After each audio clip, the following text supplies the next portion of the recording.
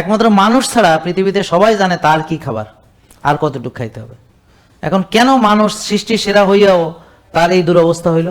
কারণ আমরা যতদিন খাবার বিকৃত করা শিখি নাই, আমরা অন্যান্য প্রাণীদের মতো আমরাও কতটুকু খাইলে ক্ষুধা মেটে বুঝতাম, আমরাও একবার খেলে স্যাটিসফাইড থাকতাম, আমরা অতিরিক্ত খাওয়ার কোনো দরকার হইতো না, আর এই রোগের রুগী আমরা কোনোদিন ছিলাম না এখন যেগুলোতে আমরা আছি।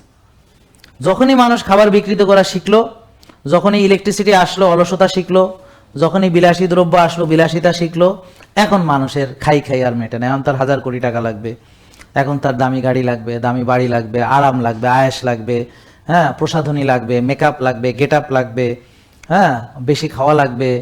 এইভাবে সে এখন জমিদার হবে। আর মানুষের খেয়ে তো কবরের মানে মাটি ছাড়া ওর তো পেট ভরবে না। তার যদি 2 ওঁত পড়ার সমান স্বর্ণ থাকে, 3য় ওঁত পড়ার জন্য সে চেষ্টা করবে। তো কবরে যাওয়ার আগ পর্যন্ত এর খেয়ে মিটবে না।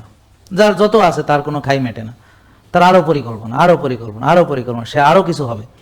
তো এই জন্যে সে আর স্যাটিসফ্যাকশন নেই, আলহামদুলিল্লাহ নাই, শুক্রিয়া নাই, কতটুকু বাড়তে হবে এই বিষয়ে জ্ঞান নাই, নিজের শরীর স্বাস্থ্য ধ্বংস করে, নিজের ঘুম হারাম করে, নিজেকে নষ্ট করে, নিজের সর্বনাশ করে সে টাকা কামায়। কিন্তু সেই টাকাটা আসে আলটিমেটলি ডাক্তার, অপারেশন, চিকিৎসা, আইসিইউ, দেশের বাইরে চিকিৎসা, এগুলো করে আলটিমেটলি সব দিয়ে টিয়ে তারপর চলে যায়।